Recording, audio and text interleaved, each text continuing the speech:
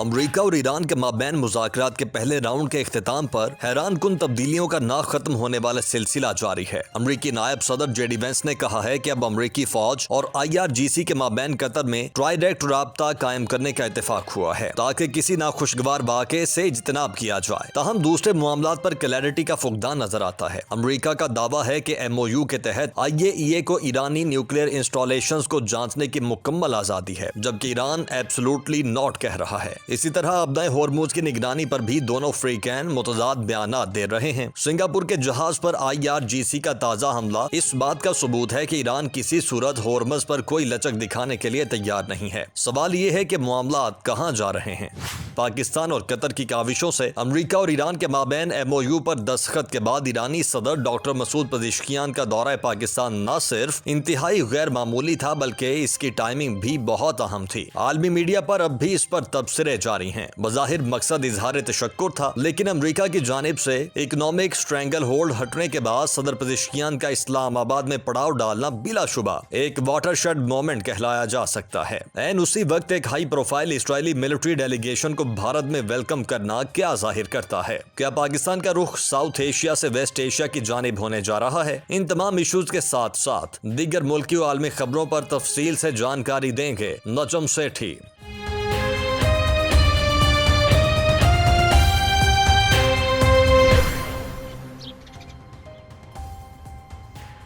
अस्सलाम वालेकुम। आज है 26 जून 2026, 26 जून 2026। आप देख रहे हैं आज की बात सेठी के साथ। मैं हूं सैयद आयशा नाज, मेरे साथ मौजूद हैं नजम सेठी साहब। अस्सलाम वालेकुम।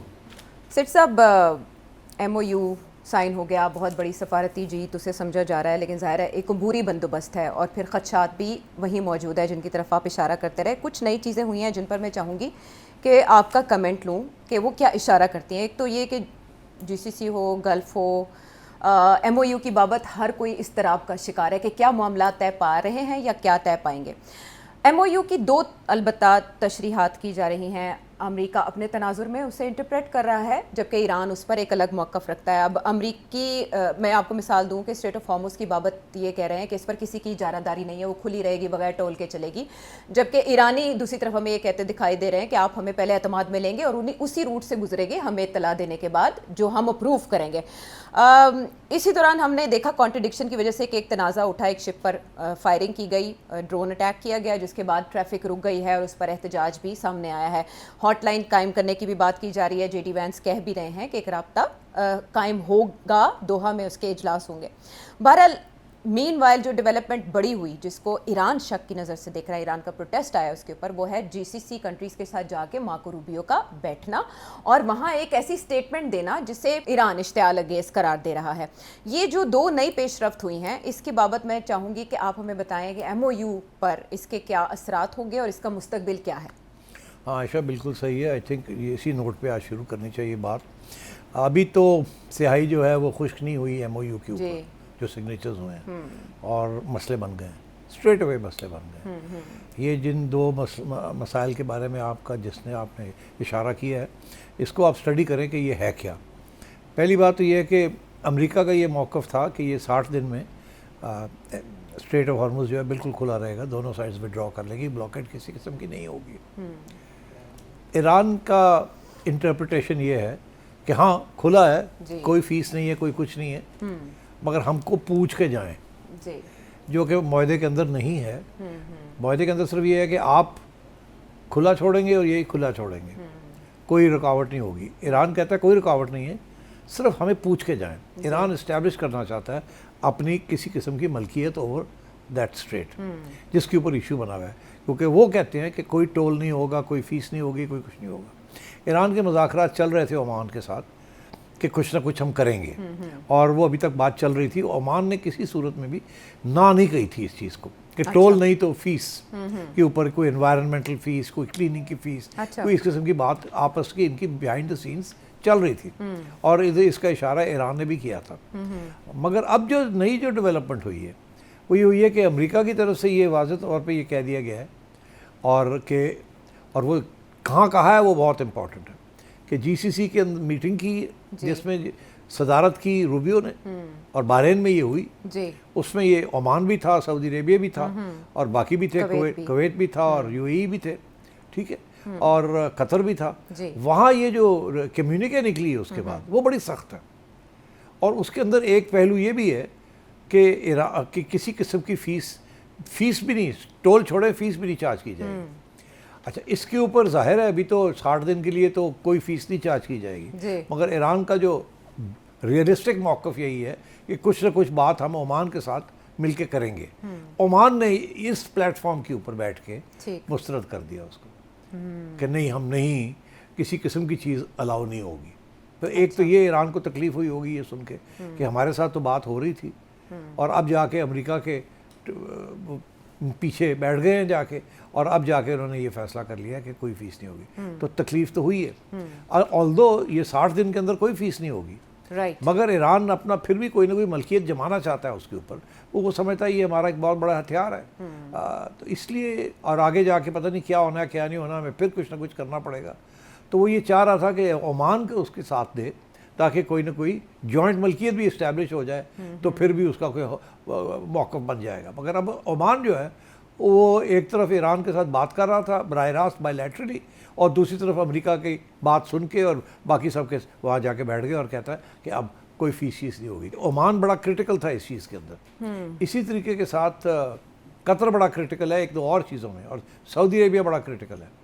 अब सऊदी अरेबिया भी जीसीसी में बैठा हुआ था जी, और कतर भी इस जीसीसी की मीटिंग में बैठा हुआ था। इस जीसीसी मीटिंग के अंदर जो उनकी जो कम्युनिके आई है, वो तो मैं समझता हूँ जैसे ही मैंने पढ़ी, मैंने कहा ये तो सवाल ही पैदा नहीं होता कि ईरान इसको एक्सेप्ट कर ले और बहुत नाराज़ होगा, और इसका लगता है ऐसे ही है कि फिर गड़बड़ होने जा रही है और लड़ाई झगड़े शुरू होने जा रहे हैं। अच्छा, इसके अंदर 3-4 चीज़ें हैं ये जिसके ऊपर आई थिंक तवज्जो दिलवानी चाहिए। एक तो ये कि अभी जैसे मैंने कहा, अभी स्याही जो है वो खुश्क नहीं हुई, अमेरिका पहुंच गया और जीसीसी की मीटिंग फ़ौरन करवा के, वो भी बहरीन में करवाई जो कि उसके साथ है, और ईरान के ख़िलाफ़ ये लंबी चौड़ी एक कम्युनिकी, ये 6 ममालिक ने मिलकर या 7 इन्होंने मिलकर ये निकाल दी, और इसमें सऊदी अरेबिया और कतर उन्होंने अमेरिका की साइड ली है, ईरान की साइड नहीं ली। अच्छा, अब वो कैसे लिए वो आपको बताते हैं। एक तो ये कि जी ये इसके ऊपर कि ठीक है जी, वो तो सब मानते ही हैं कि न्यूक्लियर प्रोलिफरेशन नहीं होगी, वो तो ठीक है जी, वो तो ईरान भी कहता नहीं होगी। हाँ। उसके बाद ये टोल के ऊपर ईरान तो अभी भी उसका मौक़िफ़ ये है कि बाद में हम ये नेगोशिएट करेंगे, अभी तो हम नहीं लेंगे मगर बाद में हम ये देखेंगे। उसके ऊपर भी इन्होंने कहा कि नहीं, बिल्कुल कोई नहीं होगी, कोई पैसे नहीं होंगे, कोई कुछ नहीं होगा, कोई फीस नहीं होगी। सब ने मिल के ये कह दिया। तकलीफ़ ओमान की बयान के ऊपर होगी, उन्होंने हामी भरी है इसमें। बाकी तो पहले किसी ने कहा ही नहीं था कि हम करेंगे मगर ओमान ने कुछ, मेरा ख्याल है जो इनकी बायलैटरल बातें हुई हैं वहाँ कुछ तसल्ली शली दी होगी। वो अमेरिका ने प्रेशर डाला, ओमान भाग गया। पहली बात ये। दूसरी बात ये है कि ये जो है ना पैलेस्टीनियन कमेटी जो बनी है, पैलेस्टीनियन अथॉरिटी जो बनी है गजा के इशू के लिए, वो जिसके अंदर सारे लोग ये बैठे टेक्नोक्रेट भी हैं, और ये सब जिसमें ईरान ने उसको रिजेक्ट कर दिया था जी, मगर इन्होंने फिर उसकी हिमायत की है कि हम बिल्कुल उसके साथ हैं और वो सही किया है, और वो ट्रंप उसको चलाएगा, ऐसे ही है ना। हाँ, तो एक तो ये चले, वो भी हम समझते हैं कि कोई इतनी बड़ी बात नहीं है, कोई बात नहीं। मगर जो दूसरा जो एक लास्ट पहलू है जिसके ऊपर बहुत एतराज़ है ईरान को, कि इन सब ने मिलकर ये कहा है कि हम सपोर्ट करते हैं कि जो नॉन स्टेट एक्टर्स हैं लेबनान के अंदर जी, उनको डिसार्म कर दिया जाएगा, उनसे हथियार ले लिए जाएंगे। ये इजराइल का डिमांड है, अमेरिका का डिमांड है। ईरान ने ये किसी सूरत में ये बात नहीं मानी। ईरान ने तो एमओयू के अंदर प्रॉक्सीज की बात ही नहीं आने दी, जी बात करेंगे बाद में देखा जाएगा। उसकी वजह ये है कि ईरान कैसे अपने हथियार जो है वो गिरा दे, जबकि इजराइल अपने हथियार नहीं गिरा रहा, और इजराइल किसी वक्त भी हमला कर सकता है, कुछ कर सकता है, तो इसलिए, और अमेरिका फिर वापस आ सकता है, इसलिए किसी सूरत में ईरान जो है हिजबुल्लाह और हमास वगैरह के ख़िलाफ़ कोई बात नहीं करेगा, ना करने देगा किसी को। तो यहाँ इन लोगों ने मिल के ये कह दिया कि उनसे हथियार छीन लिए जाएँ और लेबनान की जो हुकूमत है वो मुज़ाकरात करे और इसराइल के साथ, और हिजबुल्लाह को डिसआर्म करे। तो ये तो बहुत ही ख़तरनाक किस्म की बात है। और तीसरी, इन्होंने जिक्र कर दिया ईरानियन ड्रोन्स और मिसाइल्स का जी, कि उसके ऊपर भी काबू करना, उसको भी, वो भी नहीं हमें मंजूर, ईरानियन ड्रोन्स। तो ये तो this is a direct attack on Iran के जी आप अपने हथियार, बेसिकली ये कह रहे हैं आप अपने हथियार गिरा दें, हिजबुल्लाह और हमास के हथियार गिरा दें जो कि ईरान के हथियार हैं जी आप अपने ड्रोन्स जो हैं वो ख़त्म करें उनको और मिसाइल प्रोग्राम अपना बंद करें। जी और ये तो सवाल ही पैदा नहीं होता कि ईरान इस बात को एक्सेप्ट करे। इन्हीं के बेसिस के ऊपर तो ईरान खड़ा है जहाँ आज खड़ा है, जिसकी वजह से उन्होंने अमेरिका को शिकस्त दी है। तो मैं ये समझता हूँ कि ये ईरान इस कम्युनिटी को बहुत गुस्से से देखेगा जी और उनका जो गुस्सा है उसका इजहार जो है मेरा ख्याल है आना शुरू हो गया है। और उनकी फॉरेन ऑफिस की तरफ से भी जी एक इस्माइल बकाई साहब ने ट्विटर के ऊपर इसको और कहा है रिस्पॉन्ड कि किया है। जिस मुल्क ने हमारे ऊपर हमले किए हैं, जिसने सारा मिडिल ईस्ट को अपने घेराव में लिया हुआ है, आप उसके साथ बैठ के आप इस किस्म की बातें कर रहे हैं, इसका ये मतलब है आपको अभी तक समझ नहीं आई है कि आप इनके ऊपर अमेरिका के ऊपर रिलाय नहीं कर सकते और आप जो है ये गल्फ के लिए हमारे साथ बात करनी पड़ेगी और आप अभी भी अमेरिका की गोद में बैठे हुए और भाग रहे हैं। तो बहुत गुस्से का इजहार आया और उनके फिर फॉरेन ऑफिस की तरफ से भी आया और भी मैंने देखा एक दो ट्वीट्स बड़े सख्त किस्म के आए हैं। तो मैं ये समझता हूँ कि ये बहुत ही अमेरिका ने जो जल्दबाजी की है इतनी जल्दी जीसीसी को कन्वीन करके और ये किया है, इसमें यूएई इज़राइल का बहुत बड़ा हाथ है और अमेरिका का जाहिर है और सऊदी अरेबिया भी चुप हो गया और ओमान भी चुप हो गया और कतर भी चुप हो गया। सिर्फ सब इन एफर्ट्स में इतना तजाद क्यों दिखाई दे रहा है? अगर एक जेडी वैंस एक जगह जाके एक एमओयू करवाता है तो मार्को रूबियो दूसरी तरफ जीसीसी पहुंचकर ये वाला एलामिया जारी करवा देते हैं जो ईरान को प्रोवोक करता है। क्या अमेरिकी पॉलिसी में किसी किस्म का तजाद है या it's good cop bad cop और something else? It's good cop bad cop. देखिए मार्को रूबियो डोनाल्ड ट्रंप को प्रोटेक्ट कर रहा है बाय सेइंग हमारी शिकस्त नहीं हुई और ये उसके इंडिकेशंस हैं कि हम तो अभी भी तकड़े हैं, ईरान को हमने कॉर्नर किया हुआ है, जीसीसी हमारे साथ है, ऐसी क्या बात है। और हमारे तो वही पुराने डिमांड्स हैं जो पहले थे, अभी भी वही डिमांड और देखे हमें सब ये सपोर्ट कर रहे हैं। उधर जो जेडी वैंस हैं वो ये चाहते हैं कि ये जंग बंद हो फौरी तौर पे, मिड टर्म्स आ रहे हैं और इसको अभी थोड़ा ठंडा किया जाए, इसलिए वो डोनाल्ड ट्रंप को उस खतरे से बचाने की कोशिश कर रहे हैं। और रूबियो जो है वो हार्ड लाइन ले रहा है बिकॉज डोनाल्ड जेडी वैंस के ऊपर इल्ज़ाम लग रहा है कि आप तो बिल्कुल ही आप तो सरेंडर कर गए, आप हम सब लोग यही कह रहे हैं वहाँ कि आप जो जस्टिफिकेशन दे रहे हैं, जो एक्सप्लेनेशन दे रहे हैं, ये तो ठीक नहीं है, आपने तो सब कुछ ईरान को दे दिया। ये पूरी एक कंस्टिट्यूंसी शुरू हो गई है अमेरिका में। तो जेडी वैंस उसको कंट्रोल करने की कोशिश कर रहे हैं और रूबियो जो है उनको तसल्ली दे रहा है कि ऐसी कोई बात ही नहीं, हम तो ये कर रहे हैं, हम तो ये कर रहे हैं। तो जेडी वैंस ईरान को तसल्लियाँ दे रहा है और रूबियो जो है अपनी कंस्टिट्यूंसी को तसल्लियाँ दे रहा है। तो ये डबल गेम खेल रहे हैं वहाँ। अच्छा। मगर यहाँ जो ख़तरा ये है कि ये ईरान ये ना समझे कि वो तो ठीक है डोमेस्टिक पब्लिक ओपिनियन के लिए अपनी डबल गेम खेल रहे हैं, वो तो शायद उनकी मजबूरी है कि वो शिकस्त ना माने।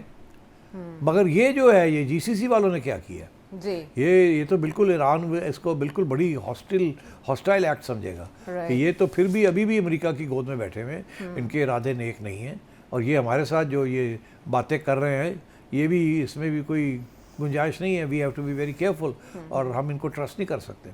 तो अब ये जो है इसमें अब फिर मैं समझता हूँ एक नई कुछ पेचीदगियाँ आएंगी, फिर लड़ाई झगड़े शुरू होंगे और मुझे फिर फिक्र है कि ये जो MOU है ये तो शुरू में ही अगर इस किस्म की बयानबाजी आनी शुरू हो गई है तो ईरान तो चुप करके नहीं बैठेगा। ईरान तो और आगे अब फिर आगे बढ़ेगा।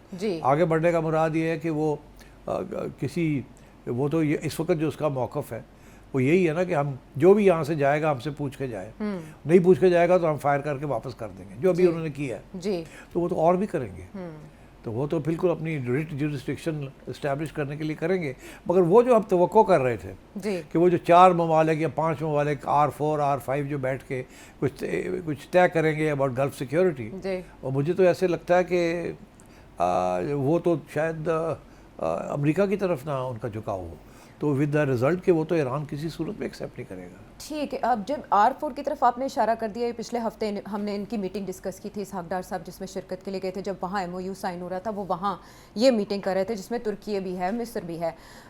सिटी साहब आपको नहीं लगता जब इस तरह के मामलात हैं और हर चीज़ कनेक्टेड है तो एक मिसिंग लिंक इसमें पाकिस्तान का था? जब पाकिस्तान एक MOU उधर करवा रहा है तो ऑब्वियसली जीसीसी और अमेरिका के साथ उसका ताल्लुक इस सारे मामले का ताल्लुक है। एज एन ऑब्जर्वर अगर पाकिस्तान को वहाँ इनवाइट कर लिया जाता तो इस तरह का ऐलान या स्टेटमेंट सामने ना आता। इसीलिए तो पाकिस्तान को इन्वाइट नहीं किया, क्योंकि अगर पाकिस्तान को इन्वाइट करते तो पाकिस्तान ने कहना था ये तो बड़े मसले हैं, ये तो सारा के सारा MOU उड़ जाएगा हमारा, और आप मेहरबानी करें ये ऐसे ना लिखें, ऐसे ना लिखें, ये ना करें, वो ना करें, इसीलिए पाकिस्तान को इनवाइट नहीं किया। वैसे भी ये GCC का फोरम है, Pakistan is not part of GCC, तो ये तो कह सकते हैं कि आपका कोई हक नहीं था, ये तो अलग GCC के अपने इंटरेस्ट हैं। इसका MOU के साथ तल्लुक एक हद तक है और एक हद तक नहीं है, क्योंकि इससे सबसे पहला यही है कि हम MOU को सपोर्ट करते हैं। वो कह के उसके बाद MOU के ख़िलाफ़, ईरान के ख़िलाफ़ बातें करनी शुरू कर दी।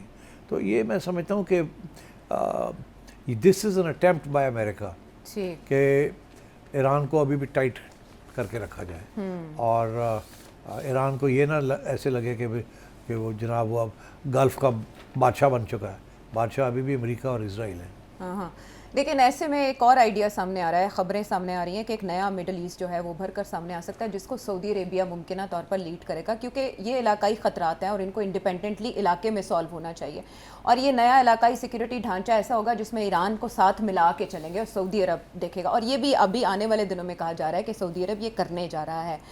पैरेलल समझते हैं आप, एक नया ढांचा उभरेगा GCC के पैरेलल? इस बयान के बाद ईरान ट्रस्ट नहीं करेगा किसी को भी। जो सारे कदम उठाए जा रहे थे किसी तरीके के साथ कोई ऐसा सिक्योरिटी अरेंजमेंट किए जाए जिससे ईरान को किसी किस्म का ख़तरा ना हो, ये जो इन्होंने कह दिया कि जी आप अपने प्रॉक्सीज को भी ख़त्म करें, वो तो मानते ही नहीं है कि वो हमारे प्रॉक्सीज हैं। वो तो कहते हैं ये क्या बात हुई, प्रॉक्सीज क्या हो, इंडिपेंडेंट रेजिस्टेंस मूवमेंट्स हैं। और अगर अमेरिका इसराइल को सपोर्ट कर सकता तो हम इंडिपेंडेंट रेजिस्टेंस मूवमेंट को सपोर्ट कर सकते हैं। What's the big deal. इसीलिए मैं समझता हूँ कि ये बहुत ही प्रोवोकेटिव GCC का सेशन हुआ है, और मेरा ख्याल है अभी आप देखिएगा गोइंग फॉरवर्ड अगले दो तीन दिनों के अंदर ये शायद और टेंशन बढ़े वहाँ। और अगले हफ्ते मुज़ाकरात के सेकंड राउंड की बात की जा रही थी। दूसरी तरफ JD वैंस कतर के वज़ीर-ए-आज़म के मशवरे पर अमल करते हुए शायद हॉटलाइन इस्टेब्लिश हो गई है, और वो ये स्टेटमेंट दे रहे हैं कि IRGC के साथ अमेरिका डायरेक्ट बैठ जाएगा इस ख़तरे का तदारुक करने के लिए। तो IRGC के साथ बैठना, JD वैंस का ये कहना कितना सिग्निफिकेंट है? नहीं, वो मेरा ख्याल है that is purely related to military activities. Not strait of Hormuz नहीं, जैसे ये हमारे DGMOs की बातचीत चलती है ना इंडिया पाकिस्तान की, हॉटलाइन। हाँ, हॉटलाइन की अगर कोई एक्सीडेंट हो जाए या कोई ऐसी चीज़ हो जाए या कोई मिसअंडरस्टैंडिंग हो जाए, अच्छा। उसको क्लियर करने के लिए एक हॉटलाइन होनी चाहिए।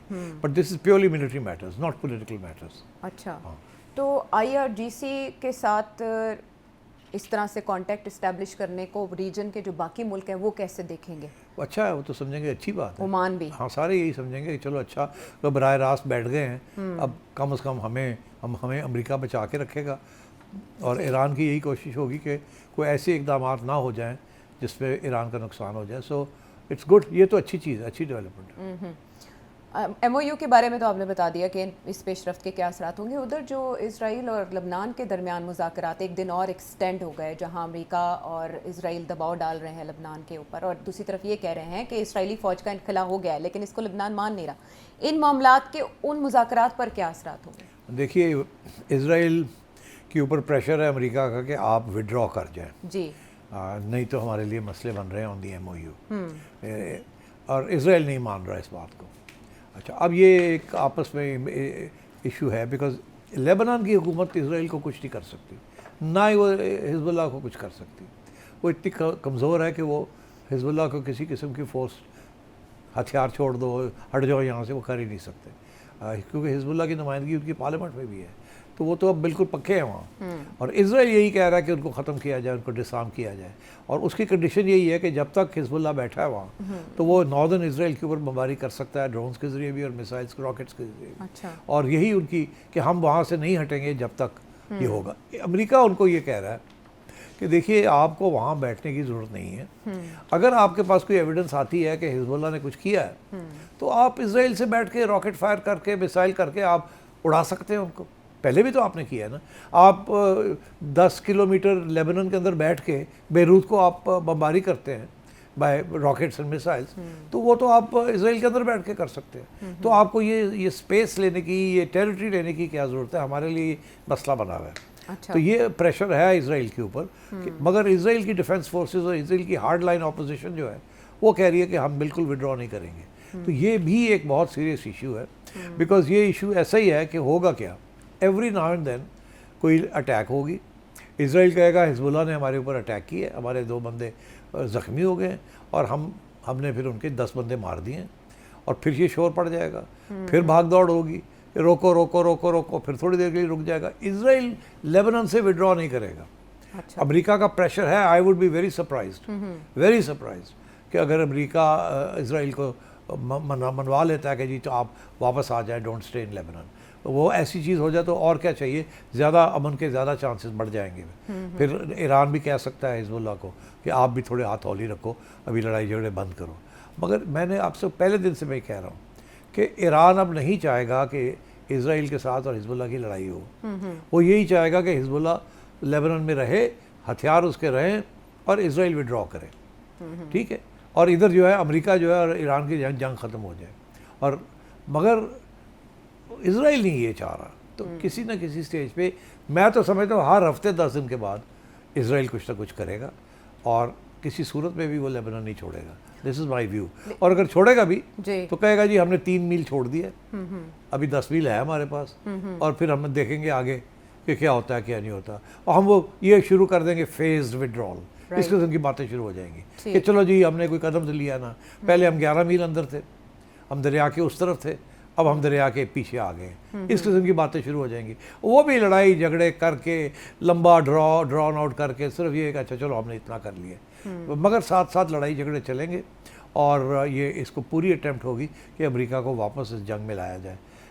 मेरा ख्याल है प्लानिंग इस किस्म की शायद करेंगे ये कि अब से लेके नवंबर तक, जबकि मिड टर्म्स हो रहे हैं, उस वक्त तक थोड़ा बहुत ठक ठक होती रहे, आना जाना रहे, लड़ाई झगड़े चलते जाए छोटे पैमाने पे, मगर ये MOU जो है ना उसके ऊपर काम होता रहे थोड़ा बहुत। मगर जैसे ही मिड टर्म्स ख़त्म होते हैं, जो भी होता है, हारता है जीतता है जो भी होता है, जो शक जो है सबको, ईरान को भी इस बात का शक है कि अमेरिका और इजराइल फिर वापस आएंगे बमबारी करने के लिए, ईरान के साथ लड़ाई करने के लिए। सो इसीलिए अब मेरा ख्याल है ये जो सारे GCC के ममालिक हैं ये भी यही शक करते हैं कि अभी जंग ख़त्म नहीं हुई, अभी मिड टर्म्स के लिए वजह से और स्टॉक पाइल्स तेल के ख़त्म हो रहे हैं, ये जो अगले 4-5 महीने अमेरिका अपने हथियार जो है वो ठीक कर लेगा, रीस्टॉक कर लेगा, ऑयल सप्लाईज जो है वो ऑयल कर लेगा, मिसाइल्स उसके इकट्ठे हो जाएंगे एंड सो ऑन, बिकॉज सबसे ज़्यादा डिप्लीशन वहीं हुई हुई है उनकी रॉकेट्स। तो I think the argument that America वापस आएगा जंग करने के लिए इजराइल के साथ, वो बड़ा स्ट्रॉन्ग आर्ग्यूमेंट है।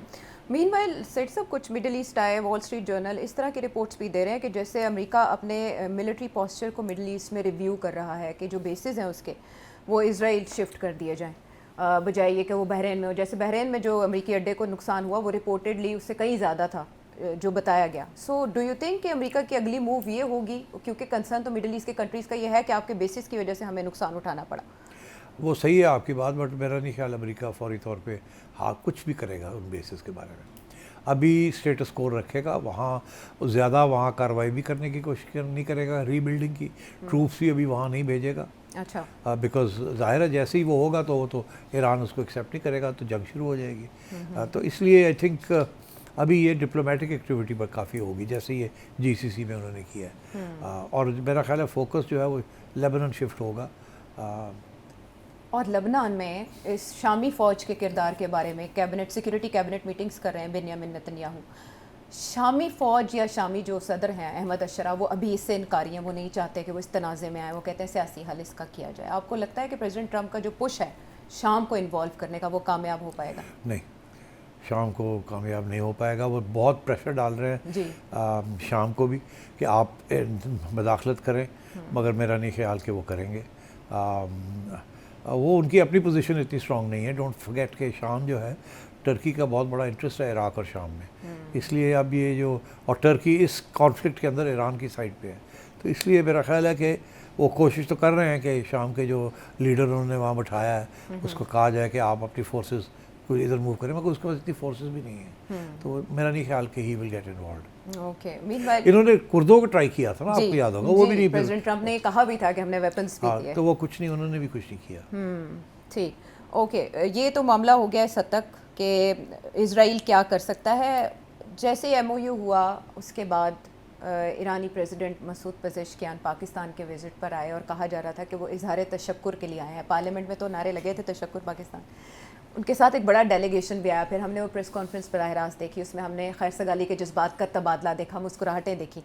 आपको भी लगता है कि ये खालिसतन इजहार तशक्कुर के लिए था, इससे ज़्यादा कुछ नहीं था? नहीं, कहा जा रहा है कि जी बहुत सी बातें और भी हुई हैं, बहुत आगे जाके क्या तावन करना है इकोनॉमिक फील्ड में, ये बातें हुई होंगी और कोई कॉन्क्रीट कोई चीज़ नहीं हुई। अगर होती तो वो पूरी वो डिटेल भी बाहर आती ये, मगर और ये सिर्फ यही है, मैंने पहले भी कहा था, आयतुल्लाह मुश्तबा ने ये उनको कहा था कि जाके शुक्रिया अदा करके आए। अच्छा। और वो इसीलिए आए थे, इससे ज़्यादा मैं नहीं समझता इससे ज़्यादा को बात थी। बिकॉज देखिए गोइंग फॉरवर्ड ईरान को सख्त ज़रूरत है पाकिस्तान की। जी। आपको मैं बता दूं, ये जो ओमान ने जो किया ना, हाँ। और जो सऊदी अरेबिया ने जो किया है, ये बात पसंद नहीं आई होगी ईरान को। अब एक पाकिस्तान रह गया है जिसने एक बहुत पॉजिटिव रोल अदा किया है। तो मेरा ये ख्याल है कि पाकिस्तान को वो रखना चाहते हैं मीडिएशन में, कि आप रहें समझाने के लिए और act as a bridge. And I think Pakistan का काम जो है ना, वो अभी ख़त्म नहीं बढ़ हुआ है। गया है। तो एंटीडोट जो है वो पाकिस्तान की तरफ से आएगा। अब ईरान पाकिस्तान को पुश करेगा कि सऊदी अरब के साथ कोई इस्टेब्लिश करके राब्ता, इसका तदारुक किया जाए, एक अगला मीटिंग, अगला अब इजलास। मुझे ऐसे ही लग रहा है कि अगले हफ्ते 10 दिन में कुछ ऐसे लग रहा है कि हमारे प्राइम मिनिस्टर साहब, फॉरेन मिनिस्टर साहब ये फिर भागेंगे। अब ये सऊदी अरेबिया भी जाएंगे और ईरान भी जाएंगे, तुर्की भी जा सकते शायद हैं। तुर्की भी जा सकते हैं। और मुझे मेरा ख्याल है कि इस GCC की कम्युनिके के बाद हमारा काम फिर से शुरू हो जाएगा। Multi prong. अच्छा सेठी साहब, जिस वक्त प्रेसिडेंट पेजेश्कियान पाकिस्तान के विजिट पर थे, Israeli military delegation high level उनके DG वो इंडिया आए हुए थे। सो आप इस पेशरफ को कैसे देख रहे हैं? अभी आपने देखिए, नेक्सस बड़ी की मैं तरफ आपको इशारा बताऊं, किया। ये अभी सोचना ये नहीं है कि मैं कैसे देख रहा हूँ इसको, ईरान कैसे देखेगा। ईरान कैसे देखेगा? देखिए, अभी ईरान ने जो खबर मैंने पढ़ी थी, पता नहीं सही है कि नहीं, हाँ। उन्होंने हाल ही में कोशिश की है कि नरेंद्र मोदी साहब को इनवाइट किया जी, जाए। उन्होंने इनवाइट किया, बिल्कुल। तो ईरान की नवाज ये शरीफ कोशिश है कि इंडिया को किस तरीके से न्यूट्रलाइज किया जाए। मगर इंडिया तो अब अमेरिका और इसराइल कैंप में फुल फ्लैश चला गया। अब ये ईरान की गलत फहमी है या कि वो अभी भी समझता है कि इंडिया को न्यूट्रल करके किया जा सकता है। इंडिया अब न्यूट्रल नहीं होने वाला। ये जो आप देख रहे हैं ना, UAE के साथ इंडिया का जो डिफेंस पैक्ट है जी। और जो अमेरिका के साथ है और जो इसराइल के साथ है, ईरान को ये बात का एहसास हो जाना चाहिए, आज नहीं कल ये होगा, कि अब वो इंडिया के ऊपर रिलाई नहीं कर सकता। इंडिया दूसरे कैंप में चला गया। पाकिस्तान इस वक्त न्यूट्रल है। पाकिस्तान कोशिश कर रहा है किसी न किसी तरीके के साथ ये गल्फ़ के अंदर जो कैंप्स ना बने और एक ही मुश्तरका पॉलिसी हो जिसमें अमन की बात हो। अच्छा, और उसकी यही कोशिश है कि UAE और ईरान के दरमियान भी कोई बातचीत करवा के ठंडा किया जाए सब चीज़ को। मगर वो जो दूसरी साइड है वो तो बड़ी hard line, Israel, India, America, जी। ये तो एक नया जो एक्सेस है इसको और भी स्ट्रेंथन करने जा रहे हैं। तो एक तरफ अमेरिका जो है इस एक्सेस को स्ट्रेंथन करने जा रहा है, दूसरी तरफ GCC को तकड़ा कर रहा है अगेंस्ट ईरान। तो ये मुझे तो लग रहा है कि ये कॉन्फ्लिक्ट जो है अब बढ़ेगी, ये ख़त्म अभी हुई नहीं है। ये समझना कि आप जी बस गल्फ़ का मसले हल हो गए, ये ग्लोबल क्राइसिस बढ़ेगी और ईरान के ऊपर प्रेशर रहेगा। और मेरा ख्याल है ईरान को इस बात का एहसास है कि ये अभी बात चलेगी और ये हमें तकड़ा रहना पड़ेगा। और आपको पता है आयतुल्लाह मुश्तबा ने तो ऑलरेडी इशारा कर दिया था कि मैं नहीं समझता कि ये MOU काम करेगा। मगर चले, आप दोनों जाना चाह रहे हैं, खालिगाफ साहब और अब्बास साहब जाना चाह रहे हैं, अब जाएं, कर लें, ठीक है। अब मगर मैं नहीं समझता ये चलेगा। इनके नीयत ख़राब है, इरादे ख़राब है और ये हमें किसी सूरत में छोड़ेंगे नहीं और हमें लड़ना पड़ेगा। और मुझे ऐसे ही लग रहा है कि ये MOU तो बहुत अच्छा MOU है, मगर इसमें अगले 60 दिन के अंदर बहुत कुछ हो सकता है। इसके मज़ीद पहलू भी सामने आ सकते हैं, यानी जब तक मुकम्मल मुआहदा नहीं होगा अभाम बरकरार नहीं, रहेगा। मगर आयशा मुकम्मल मुआहदा क्या, अब तो वो इंडिया, अमेरिका और इसराइल का एक बन गया ना सिक्योरिटी बन गया है, पैक्ट। और इधर दूसरी तरफ नहीं बना ना अभी तक कुछ भी। अभी तो सिर्फ पाकिस्तान और सऊदी अरेबिया का है, बाकी लोगों ने तो नहीं कुछ किया और जाके GCC में जाके बैठ गए ईरान के खिलाफ। तो आई एम अफ्रेड ईरान जो है ना, उसके जो मसाइल हैं वो भी हल नहीं हुए और आगे लड़ाई झगड़े मज़ीद पेचीदा और गहरे होते जा रहे हैं। आए दिन हम देख रहे हैं कि मसाइल में एक नया इजाफा देखने को मिलता है। प्रोग्राम में वापस आते हैं एक ब्रेक के बाद।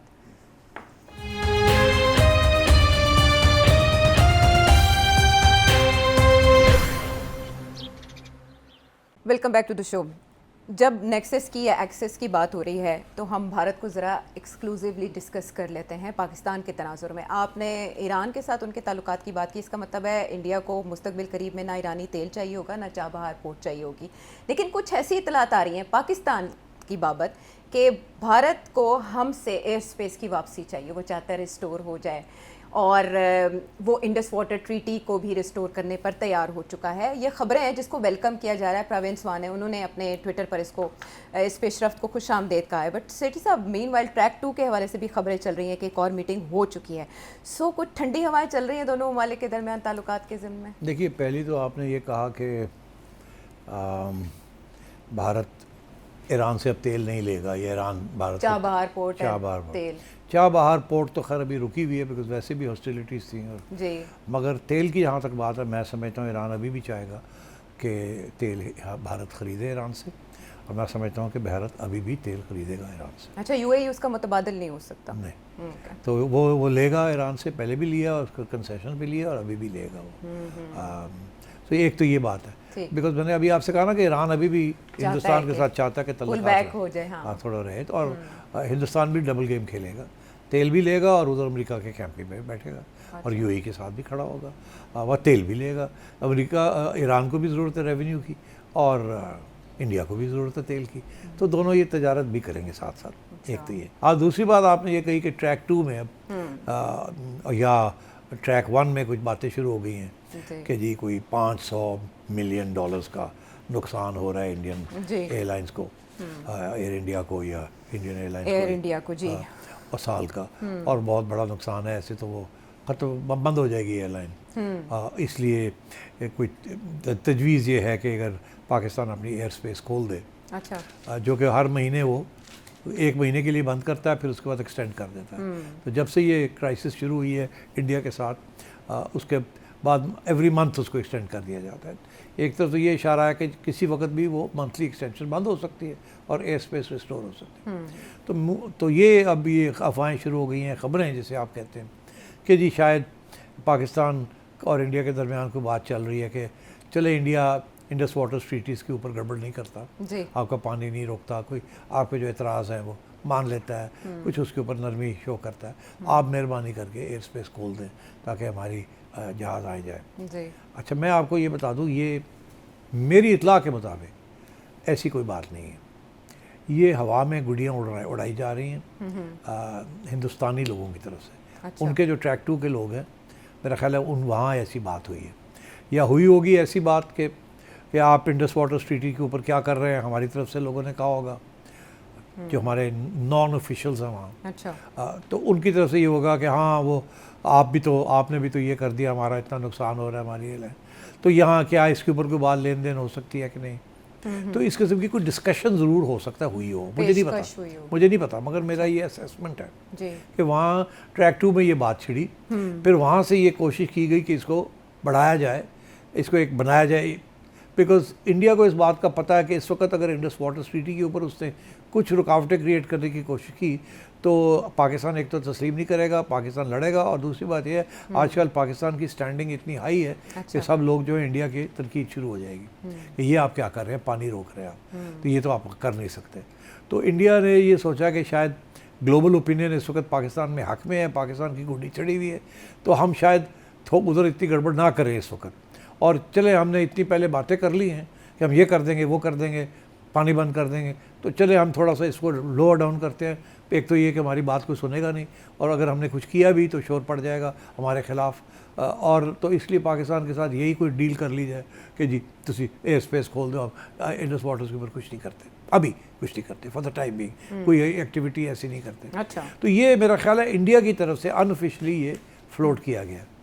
क्या ये पाकिस्तान की हुकूमत तक ये बात पहुंची है कि नहीं, मेरा नहीं। दोनों हुकूमतों को क्या इसको सपोर्ट कर रही होंगी? मेरा ख्याल इंडिया तो सपोर्ट कर रहा होगा ना, इंडिया की हुकूमत। अच्छा। उन्हीं की बेसिस के ऊपर ये बात बाहर आई है। ओके। और उन्होंने डायरेक्ट ही की ना, क्योंकि डायरेक्ट ना होगी तो फिर बेइज्जती हो जाती है। हाँ। तो ट्रैक 2 के जरिए करवाया। और मगर क्या ये बात हमारी फॉरेन ऑफिस तक पहुंची है? पहुंच गई होगी, मगर हमने कोई जवाब नहीं दिया। हमने नहीं कहा हाँ हम बात करने के लिए तैयार हैं, हाँ एक डील हो सकती है, ये नहीं हो सकती, ये मैं आपको बता रहा हूँ। तो ये बात अभी घूम रही है। इंडिया का मीडिया और इंडिया के जैसे कहते हैं डव्स जो हैं, वो ज़ाहिर है सब चाहते हैं कि यार पाकिस्तान इंडिया के दरमियान लड़ाई झगड़े ख़त्म हो, अमन की बात हो, लोग आएँ लोग जाएँ, वीज़े खुल जाएँ, ये है वो, तजारत शुरू हो जाए। है ना, एक पुरानी कंस्टिट्यूंसी है अमन के लिए, इंडिया के अंदर भी है और पाकिस्तान के अंदर भी है। तो वो लोग थोड़े से खुश हो गए हैं, मगर मैं समझता हूँ कि अभी पाकिस्तान की हुकूमत ने इस इशू को डिस्कस नहीं किया आपस में, और अभी तक कोई फ़ैसला नहीं हुआ कि ये होना है कि नहीं होना। इसीलिए उन्होंने एक्सटेंड कर दिया है 1 महीने के लिए फिर वो जो एयर स्पेस ब्लॉकेज है। वो हर महीने करते हैं ये, और ये हर महीने इस किस्म के कोई प्रेशर आते हैं, खोले। जी, तो आपके ख्याल में मौजूदा हालात के, आलमी हालात के तनाजुर में भी और दो तरफा इस फार्मूले की कामयाबी के चांसेस कितने हैं? देखिए, मैं समझता हूँ कि चांसेस कोई पक्की कोई इंडिकेशन मिले ना तो फिर तो चांस है। इंडिया ने किसी किस्म की कमिटमेंट इंडस वाटर्स के ऊपर करनी नहीं है आपसे, इन राइटिंग या इन पब्लिक। वो जो कह चुका है वो उसने वहीं बैठे रहना है कि हम ये हमारे पानी है, हम जो चाहे कर लें वगैरह वो तो वगैरह। डैम्स के लिए टेंडर जारी हाँ, कर रहे हैं। वो रोकेंगे नहीं उसको। अच्छा, मगर जो रेटरिक है, जो कि बयानबाजी है, हम ये कर देंगे, वो कर देंगे, वो रोक देंगे, और आपको अनऑफिशियली कहेंगे कि हम टेंडर्स तो हो गए हैं, हम उसको आगे नहीं बात करेंगे। अच्छा, मगर ये ऑफिशियली नहीं करेंगे। तो इसलिए मुझे लगता है ऐसे है कि हमारी साइड भी ये बात यकीन नहीं करेगी। अगर तो उनको कोई ऐसे कोई एडवांटेजेस नज़र आए हैं इसमें जो कि मुझे नज़र नहीं आ रहे इस वक्त, तो क्यों ये इस चीज़ को खोलें? इस वक्त तो हॉस्टिलिटीज़ है। या तो इंडिया कहे ना जी कि ऑपरेशन सिंदूर ख़त्म हो गया, पॉज नहीं है, ख़त्म हो गया, क्योंकि हम नहीं करेंगे आगे, और इंडस वाटर्स के ऊपर नेगोशिएशन फिर से करेंगे। वो तो मानते ही नहीं है, वो तो जाते ही नहीं। वो तो कहते हैं अभी जो हमारे हक में जो बयान आया है फ्रॉम द ट्राइब्यूनल, वो उसको भी नहीं मानते।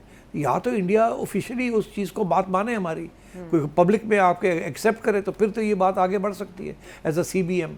मगर इंडिया वो मैं समझता हूँ नहीं करेगा, और अगर वो नहीं करेगा तो मैं समझता हूँ हम भी शायद ये इसको एयर स्पेस को नहीं खोलेंगे। इस नौइयत की डिप्लोमेसी रिजल्ट ओरिएंटेड दिखाई दे रहे हैं आपको?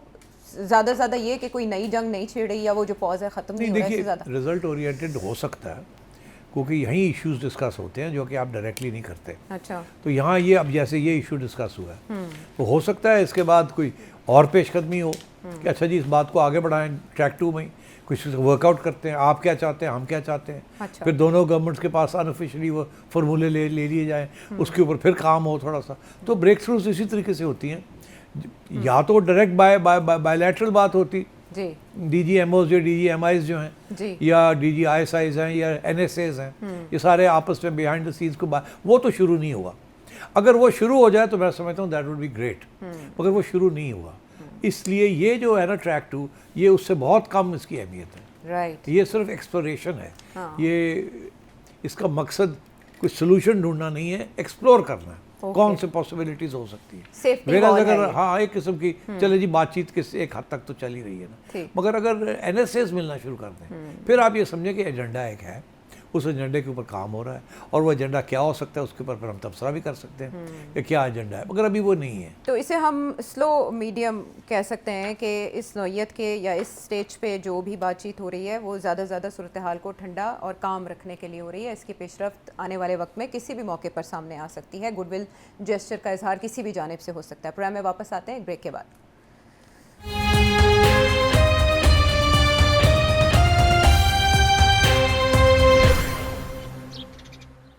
शो में दोबारा खुश आमदेद। सेठ साहब, कुछ मकामी मामलात की तरफ आते हैं जो बजट के बाद से उलझे तो हैं, लेकिन ऐसे लग रहा है कि समंदर की सतह के ऊपर अभी खामोशी है। तूफ़ान जो है वो ज़ेरे समंदर है। 28वीं आईनी तरमीम की बाज़गश्त थी वो अपनी जगह, और बजट के मामलात अपनी जगह, लेकिन लोकल बॉडी के ऊपर अब ले दे शुरू हो गई है और एक दूसरे को तनकीद का निशाना बनाया जा रहा है। बिलावल ने क्या कहा है, नून लीग को ताना क्या दिया, वो सुनते हैं। जहां तक बल्दियाती निजाम के ताल्लुक है, इस मुल्क में इस वक्त जहां पाकिस्तान पीपल्स पार्टी की हुकूमत है वहां बल्दियाती निजाम है। जहां मुस्लिम लीग की हुकूमत है वहां वो खौफजदा है, वहां वो खौफजदा है। वो आज तक एक यूनियन काउंसिल की इलेक्शन करने के लिए तैयार नहीं है। क्या बात है आपकी कर रहे हो कि बल्दियाती निजाम, बल्दियाती निजाम करो, बल्दियाती निजाम का इलेक्शन। मैं दावत देता हूं कि जो मैंने कराची में बल्दियाती निजाम लेकर आया है वो आप लाहौर में जरा लेकर आए इलेक्शन लड़े। पाकिस्तान पीपल्स पार्टी तैयार है कि हम आपका पंजाब में हो जहां भी बल्दियाती निजाम मौजूद नहीं है, आइन में तरमीम करने से पहले आज पेश करे लेजिस्लेशन जो भी आपका होगा, 90 दिन के अंदर ही अंदर इस्लामाबाद में बल्दियाती इलेक्शंस करवाओ, मॉडल निजाम लेकर आओ। इतना एम्पावर करो इस्लामाबाद की मेयर को कि हमें एहसास हो कि लाहौर का मेयर और कराची का मेयर को हमें कितना ताकत देना चाहिए। एहसन इकबाल साहब ने तो सीएम इस्लामाबाद का फार्मूला पेश किया था, लेकिन बिलावल चैलेंज दे रहे हैं 90 दिन के अंदर इस्लामाबाद में आप लोकल बॉडीज़ के इलेक्शन करवाएं। इसका जवाब साद रफ़ीक ख्वाजा साहब ने दिया है ना। वो कहते हैं कि जिस तरीके से आपने वहाँ इलेक्शन करवाए थे, जी वो क्या आप समझते हैं उस तरीके से हम भी यहाँ करा लें? हम नहीं कराना चाहते। अच्छा, अब वो क्या थे, पीपल्स पार्टी ने जो इलेक्शन वहाँ कराए थे उसके ऊपर बड़ी सख्त तनकीद हुई थी। एक तो ये कि वहाँ MQM ने बॉयकॉट कर दिया। MQM का ये मौक़िफ़ था कि इन्होंने सारी कंस्टिट्यूंसीज़ जो हैं, जो इलाके हैं डिलिमिटेशन में, वहाँ तब्दीलियाँ की हैं अपने आप को सूट करने के लिए, और ये ज़्यादती है, तो इसलिए हम इसको बॉयकॉट करते हैं। जमात इस्लामी ने एलिगेशन ये लगाया था कि इन्होंने मैसिव रिगिंग की है, जी और पॉपुलैरिटी जमात इस्लामी की थी और पीपल्स पार्टी ने खसूसन कराची के अंदर बड़ी गड़बड़ की है, जी और इस तरीके के साथ ये इलेक्शन जीते हैं। तो वो तो पहले दिन से कंट्रोवर्शियल है। जी अब ख्वाजा साद रफ़ीक साहब इसी तरह इशारा कर रहे हैं कि आपने वहाँ किया है, एक आपने रिगिंग की और बड़ी massive, according to Khwaja Sahab. जी दूसरा ये कि आपने जो डिवोल्यूशन ऑफ पावर्स थी वो चीफ मिनिस्टर साहब सिंध ने वो नहीं दी। वो अभी भी अपने इन थियरी तो है कि एट द लोएस्ट लेवल तक डिवोल्यूशन होगी, पैसे दिए जाएंगे, फैसले वो करेंगे, मगर अभी भी अपने हाथ में रखे हुए जी। वो डिफेक्टो। तो वो कह रहे हैं कि ये तो कोई लोकल बॉडी इलेक्शन नहीं है जिसमें आपने तो ना पैसा नीचे दिया है उनके हाथ में या पावर दी है। पावर अभी भी आपने आप हालांकि वो क्लॉज है जो कहता है कि आपने ये करना है, मगर वो कहते हैं आपने इम्प्लीमेंट नहीं किया, अमल नहीं किया उसके ऊपर। तो एक तो ये। अच्छा, अब पंजाब में क्या सूरत है? पंजाब में ये है कि 2015 में इलेक्शन हुए, 2019 में होने थे तो वो नहीं हुए, तब्दीलियाँ शुरू हो गई कानून में, फिर 2020, 22, 23 में होने थे, फिर भी नहीं हुए, फिर भी वो कहने लगे ये मसला है, वो मसला है, ये मसला है, और अभी भी कोई इम्कान नहीं है कि वो होंगे। और बिलावल भुट्टो का ये कहना कि आप डरते हैं जी। अच्छा, अब मैं समझता हूँ इसमें वज़न है सीधी सी बात है कि इस वक्त सूरत हाल ऐसी है कि अभी मुस्लिम लीग उस पोजीशन में नहीं है कि वो ये लोकल बॉडी, फिर फ्री लोकल बॉडी इलेक्शन करवा ले, क्योंकि उसमें फिर ये हो सकता है कि कुछ PTI को काफ़ी वोट मिल सकता है या इंडिपेंडेंट्स को मिल सकता है, और फिर आपको काफ़ी भागदौड़ करनी पड़ेगी, कभी इधर कभी उधर, कोई इसको खींच लिया, उसको खींच लिया, तो बदमज़गी हो जाएगी। तो उससे बेहतर यही है कि आप मौका ही ना दें कि तनकीद का, और मौका ही ना दें कि इल्ज़ाम लगे आपके ऊपर, आप इसको मुलतवी करते जाएँ। तो मैं समझता हूँ कि पंजाब में तो जो बिलावल कह रहा है ना कि डरते हैं, नहीं करना चाहेंगे, दैट्स अ फैक्ट। लेकिन उस तरह नहीं हो सकेंगे जिस तरह से आप कह रहे हैं कि कराची उधर नहीं, इसलिए कि उधर पीपल्स पार्टी बड़ी तकड़ी है ना, रूरल सिंध में भी और गवर्नमेंट में भी, जी लोकल गवर्नमेंट में भी। और पीपल्स पार्टी भी कभी कभी ऐसे काम करती है कि वो कहती देखी जाएगी, कर दो, जरदारी साहब जैसे कहते हैं ना, कर दो जी। और तो वो अब पंजाब में शायद, क्योंकि पंजाब में इलाका भी ज़्यादा है, लोग भी ज़्यादा हैं, और इस वक्त नून लीग की खास अच्छी स्टैंडिंग भी नहीं है। पीपल्स पार्टी की तो फिर स्टैंडिंग है ना वहाँ, नून लीग की तो इस वक्त नहीं है यहाँ जितनी होनी चाहिए। तो इसलिए मेरा ख्याल है ये फ़र्क है। पीपल्स पार्टी तो जेन्युइनली वहाँ प्रोविंशियल इलेक्शन जीती है, यहाँ बड़े सवाल हैं कि ये जेन्युइनली जीते हैं, ये नहीं जीते। इसलिए मेरा ख्याल है ये पोजीशन में नहीं है कि ये रिस्क लें। ठीक, आप समझते हैं इस साल पंजाब में लोकल बॉडी इलेक्शंस नहीं हो सकते? इलेक्शन कमीशन ने 2025 में हो तो सकते हैं, करेंगे नहीं, करवाएंगे नहीं। ठीक है, इलेक्शन कमीशन की हिदायत के बावजूद आप ऐसा ये पहले भी ऐसे ही होता रहा जी, बार बार इलेक्शन कमीशन, और या फिर ये कि सुप्रीम कोर्ट ऑर्डर करती थी तो लोकल बॉडी होते थे जब भी हो। हाँ, वो सुप्रीम कोर्ट भी जो आजकल आपको पता ही है जो हाल है। हो सकता है कोई पिटीशन चली जाए। हम तो सूबे बनने की बात सुन रहे थे, लेकिन यहाँ तो लोकल वो ये भी कह रहे हैं जी सूबे रहने दें, इलेक्शन करा लें, मगर मेरा ख्याल है कि वो इलेक्शन में तो बड़ा, लोकल बॉडी इलेक्शन में तो बड़ा खतरा है ना, प्रॉब्लम बन जाएगी। और फिर ये कि जी पैसे और पावर देनी पड़ेगी, वो तो पंजाब गवर्नमेंट जो है इस वक्त जो बैठी हुई है वो तो नहीं चाहेगी, ये कभी भी नहीं वो पावर और पैसे नीचे देगी। ये खटाई में ही है मामला। जब आपने जिक्र PTI का किया तो PTI के चेयरमैन के साथ मुलाकात की कुछ खबरें चल रही हैं, कुछ किसी शख्सियत को कहा जा रहा है। हाँ, वो बैरिस्टर सैफ के बारे में है जी। अच्छा, अब बात यह है कि बैरिस्टर सैफ ने तो ये नहीं कहा कि मुझे पैगाम आया है कि आप मुझे मिलने आए। अलबत्ता कोई मीडिया रिपोर्ट कर रहा है कि जी अडियाला से एक रिक्वेस्ट आई है कि बुशरा बीबी और इमरान मिलना चाहते हैं बैरिस्टर सैफ को। अब बैरिस्टर सैफ तो इस्टेब्लिशमेंट के आदमी हैं, तो इससे सबसे पहली बात तो यह है कि वो क्यों मिलना चाहते हैं। वो बैरिस्टर जो उनके अपने बैरिस्टर साहब हैं उनको क्यों नहीं मिलते, और सलमान अकरम राजा को क्यों नहीं मिलते, अपनी बैरिस्टर अली जफर को क्यों नहीं बुला लेते, सलमान उधर नहीं, तो ये इनको बुलावा। बैरिस्टर सैफ क्यों? तो अब ये इसके ऊपर जो सवाल खड़ा हुआ है कि क्या ये एक्चुअली बुशरा बीबी और इमरान खान ने ये रिक्वेस्ट की है, या ये सिर्फ इम्प्रेशन दिया जा रहा है कि उन्होंने ये रिक्वेस्ट की है। और अगर क्योंकि अब आगे प्रेशर पड़ रहा है अदालतों की तरफ से भी कि यार किसी को तो मिलने दो, कब तक रोक के बैठोगे, जी। ठीक है ना। तो वो भी पिटिशंस जारी हैं और सुनाई भी दे रही है। और मैंने भी ये प्रेडिक्ट किया था कि आगे लगता है ऐसे है कि इमरान खान साहब को कि कोई ना कोई किसी को मिलने की इजाज़त हो जाएगी। जी। तो ये कहा ये जा रहा है कि ये it's killing two birds with one stone. एक तो ये कि जी मुलाकात करवा दी जाए, दूसरा फिर अगर करवानी है तो बैरिस्टर सैफ को भेज दिया जाए। सेफ और उसके साथ दो ऑब्जेक्टिव्स हैं। एक तो ये ऐसे लगता है कि इमरान फिर बात करने के लिए तैयार है, दूसरा ये कि नहीं भी है तो बैरिस्टर सैफ हो आएंगे और कुछ ना कुछ ये भी कह दिया जाएगा कि देखिए उन्होंने बुलाया था और वो सेहतमंद है, वो हाँ, ठीक ठाक है। तो इसका ये मतलब है कि अगर ये बनाई हुई गेम है जी। तो फिर तो ये है कि किसी इंडिपेंडेंट को मिलना नहीं दिया जाएगा खान साहब को। मतलब है ना सलमान राजा मिलेगा, ना हम शीरा मिल सकेंगे, कोई भी नहीं मिल सकेगा, ना सुहेल अफरीदी साहब मिल ताकि वो सकेंगे। आके बाहर ये कह सके कि सैफ को तो बुलाया ही नहीं था। या ये सिर्फ एक नई सी चाल चली है सिर्फ देखने के लिए रिएक्शन क्या होता है। क्योंकि अगर ऐसी बात पक्की होती तो सैफ ने कहना था। तो सैफ तो ये नहीं कह रहा कि जी मुझे पैगाम आया है।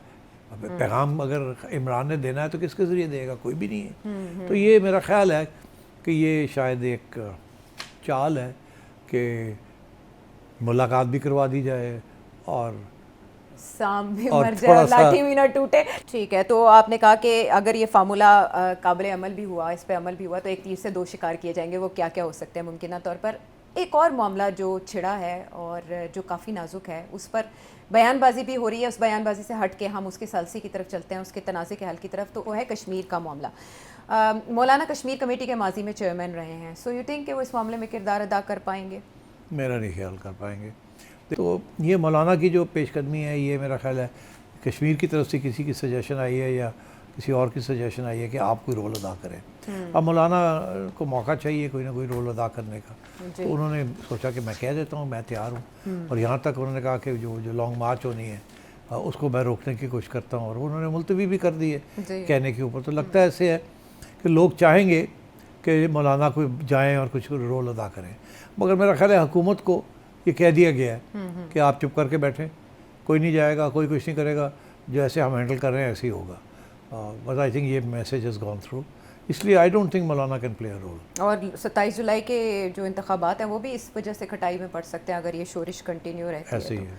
ठीक, ओके। अब एक और मामला जिसे ममदानी इफ़ेक्ट करार दिया जा रहा है ग्लोबली, इसके ऊपर बड़े तबसरे सामने आ रहे हैं कि आपने जिक्र भी किया था पिछले हफ्ते कि ज़ोहरान ममदानी के हिमायत याफ्ता उम्मीदवार जीत गए हैं और 3 नारों के ऊपर उन्होंने ये कामयाबी हासिल की है। इसराइली इक़दामात की मजम्मत, नंबर 1 आइस का ख़ात्मा और अमीर पर टैक्स लगाने के जैसे इक़दामात की हिमायत। क्या समझते हैं आप? प्रेसिडेंट ट्रंप का ये कहना कि अमेरिका कभी कम्युनिस्ट नहीं होगा, इस जीत पर उन्होंने तबसरा किया।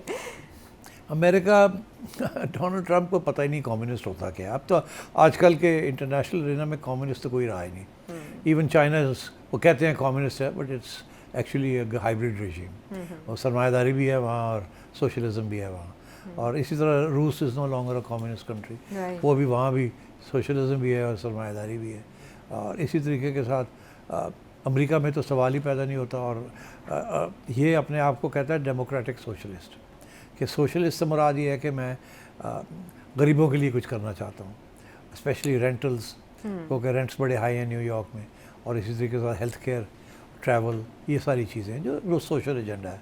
ये कम्युनिज्म का एजेंडा नहीं है, ये तो वेलफेयर स्टेट का एजेंडा है। और हमें सब पता है वेलफेयर स्टेट में और कम्युनिज्म में क्या फ़र्क है। कम्युनिज्म तो पूरी एक आइडियोलॉजी है, welfare state is a slight redistribution of wealth. इसलिए ये हमें प्रोपागेंडा और कम्युनिस्ट बिकॉज तारीख़ है ना, अमेरिका की तारीख़ में ये कम्युनिज्म की बोगी जो है ना, ये 1950s के अंदर मैकार्थी एरा जिसे कहते हैं, कि जिसको भी उड़ाना था उसको कहते थे तुम कम्युनिस्ट हो और उसको पकड़ के जेल में डाल देते थे। तो ये शुरू में 1950 की दिहाई के अंदर ये बहुत बड़ा इशू था कम्युनिस्ट। और अब तो अमेरिका में कोई भी कम्युनिस्ट नहीं है, कम्युनिस्ट पार्टी नहीं है तो कम्युनिस्ट कहाँ से होगा। तो इसलिए आई थिंक और कम्युनिज्म बैंड है, ऑफिशियली बैंड है कम्युनिज्म। तो ये सारा ड्रामा है। डोनाल्ड ट्रंप इसी को कम्युनिस्ट कहता था, इसी को व्हाइट हाउस में बुला के तारीफ़ें कर रहा था इसकी। याद है आपको जब ये बना था? जी बिल्कुल, साथ खड़ा करके। पहले कहता था मैं इसको बनने नहीं दूंगा, जब बन गया तो बुला के उसको बच्चे आ जाओ वो ठीक है बड़ा अच्छा काम कर रहा है तू, है तो थोड़ा खब्बा है तू, मगर कोई गल नहीं। तो बात यह है कि तकलीफ अब होनी शुरू हो गई है रिपब्लिकन्स को सबसे ज़्यादा, मगर अब डेमोक्रेट्स को तकलीफ उनके अंदर जो डिवाइड है वही देखे ना यार, ये तो अब डेमोक्रेट्स तो तुम्हें पता है प्रो इसराइल है। अब इसने सारा सबसे बड़ा एजेंडा ही है जो प्रो इसराइल का, एंटी इसराइल ले लिया है। ये तो बड़ी, अब हिलरी क्लिंटन, ओबामा, ये सारे, जो बाइडन, ये सारे प्रो इसराइल थे। इसने तो सारे अमेरिका को, आधे अमेरिका को ज़्यादा इसराइल के खिलाफ कर दिया इस बच्चे ने, क्योंकि बात सबके जहन में थी, इसने खड़े होकर बात कर दी, इलेक्शन जीत ली। और अब 3 कैंडिडेट्स में तीनों के एजेंडे के अंदर आइटम नंबर 1 के इसराइल ने जेनोसाइड की है। और वो उसको पता है कि इस वक्त की जो जनरेशन है, वो सारे यंग लोग जो हैं वो यही समझते हैं कि इसराइल ने ये किया। और अमेरिका और इसराइल के तल्लुकात में इसराइल जो अमेरिका को नाक से पकड़ के चलाता है, ये नहीं होना चाहिए। हमें इसराइल की जंग नहीं लड़नी चाहिए, हमें अपना सोचना चाहिए हमारा क्या काम है मिडिल ईस्ट के अंदर, लड़ना है इसराइल के ब्याह पे, मरवा रहे हैं। और यही पैसे जो आप खर्च कर रहे हैं जंगी हथियारों के ऊपर, ये पैसे सोशल वेलफेयर के ऊपर खर्च हो सकते हैं, अनएम्प्लॉयमेंट के ऊपर हो सकते हैं, हेल्थ केयर के ऊपर हो सकते हैं। तो ये बड़े जेन्युइन डिमांड्स हैं। बाय द वे, इस किस्म की इश्यूज अब यूरोप में भी खड़े होने शुरू हो गए। और सो आई थिंक मतलब ये कीथ स्टार्मर क्यों फारग हुआ है, क्योंकि कीथ स्टार्मर ने क्या किया, वो जो सारा एजेंडा उसका था कि सोशल वेलफेयर के ऊपर खर्च करना है, उसने लेबर पार्टी है ना, वो उसने कहा जी अब डिफेंस पे करना पड़ेगा, रूस के खिलाफ यूक्रेन की हेल्प करनी है हमने, और नेटो ख़त्म हो गया, हमने अब पैसे चाहिए हमें।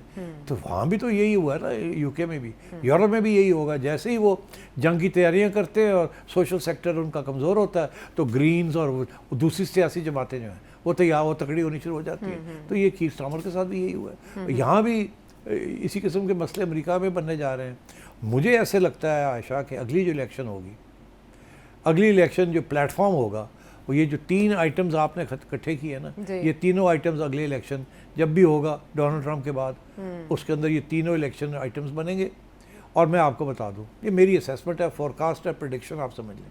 वो ये है कि अब डेमोक्रेटिक पार्टी को बड़ी सोल सर्चिंग करनी पड़ेगी, तरीके से अपने आप को रिव्यू करना पड़ेगा। ज़माना हिलरी क्लिंटन्स का, ओबामास का और बाइडन्स का, ये ज़माना ख़त्म हो गया है।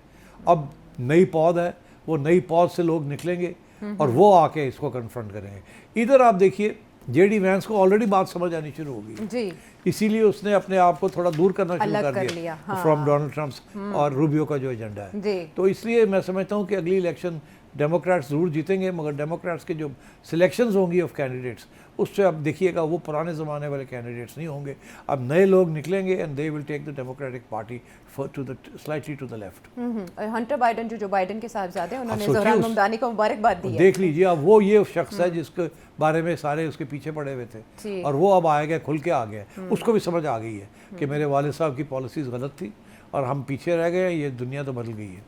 अच्छा सेठ साहब, ये जो प्राइमरी इंतखाबात हैं, आप समझते हैं कि स्विंग स्टेट्स या जो मॉडरेट स्टेट्स हैं, वहाँ ये कामयाबियाँ जनरल इलेक्शंस में भी सामने आएंगी? इस देखिए, वहाँ बहुत सी स्टेट्स अभी भी बड़ी कंजर्वेटिव हैं जी। न्यूयॉर्क तो बड़ी प्रोग्रेसिव स्टेट है ना, तो इसका ये नहीं मतलब कि बिल्कुल यही स्वीप हो जाएगी in the rest of America, ऐसे नहीं होगा। मगर शिफ्ट होनी शुरू होगी, इश्यूज बनने शुरू हो गए हैं। अच्छा, एंड आई थिंक अगली इलेक्शन तक और भी क्लैरिटी आ जाएगी इन इश्यूज़ के अंदर। अच्छा सेठी साहब, इसमें इलेक्शंस में डेमोक्रेट्स ये सोच रहे हैं वाकई कि जो हक बीबी स्ट्रेटजी है, ये बहुत हलाकत के कैटास्ट्रोफिक साबित हुई है कैंडिडेट्स के लिए जो उसको फेवर कर रहे थे, प्रो इज़राइल थे। बट हमने ये देखा कि अगर वहाँ इज़राइल की मुखालिफत या इज़राइल के ऊपर शक का इजहार कोई खुलेआम करता है तो चार्ली कर्क जैसा अंजाम होता है प्रोग्रेसिव्स का या जो यंग जनरेशन है। आप इनका, ज़ोहरान ममदानी का फ्यूचर क्या देख रहे हैं? देखिए, ये बहुत अहम सवाल है, मैं बहुत परेशान हूँ। ज़ोहरानी ने हिला दिया है अमेरिकन पॉलिटिक्स को। अभी ऐसे लगता है कि ये सिर्फ न्यूयॉर्क तक है, मगर ऐसे नहीं है, इसका बहुत दूर दराज तक इसका असर है। और मेरा ख्याल है ये थ्रेट जो है डेमोक्रेट्स को एहसास होना शुरू हो गया है, और मेरा ख्याल है इससे ज़्यादा इज़राइल को बड़ी तकलीफ़ हो रही है। और अगर चार्ली कर्क जैसा शख्स जो कि सपोर्टर था उनका, मागा का बहुत बड़ा, उसको वो असैसिनेट हो गया, और अब टकर कार्लसन जैसे लोग जो हैं बड़े खुल के तायब हो गए हैं, वो अपने नजरियात से आ गए। तो मुझे ऐसे लगता है कि अमेरिकन पॉलिटिक्स के अंदर द पॉलिटिक्स ऑफ असैसिनेशन जो है वो अब फिर उभरेगी। मुझे फ़िक्र है इस बात का, बिकॉज देखिए ये बहुत हाई स्टेक्स है यहाँ, बहुत हाई स्टेक्स। अमेरिका के अंदर बड़ी हाई प्रोफाइल असैसिनेशंस हुई हैं, बहुत हुई हैं, और इसलिए I am very worried, I am very concerned कि अल्लाह रहम करे, बिकॉज जब आप पावरफुल इस्टेब्लिशमेंट्स के ऊपर, उनके पाँव के ऊपर स्टेप करते हैं तो रिएक्शन होता है। इजराइल लॉबी बहुत स्ट्रॉन्ग है, अमेरिकन मिलिट्री इस्टेब्लिशमेंट बड़ी स्ट्रॉन्ग है, और मुझे फिक्र है, बस मैं इससे ज़्यादा नहीं कहना चाहूँगा। I am afraid. आपके जहन में कोई सवाल हो तो इस नंबर पर भेजें जो है आपके सामने। अगले प्रोग्राम तक के लिए हमें इजाज़त दें।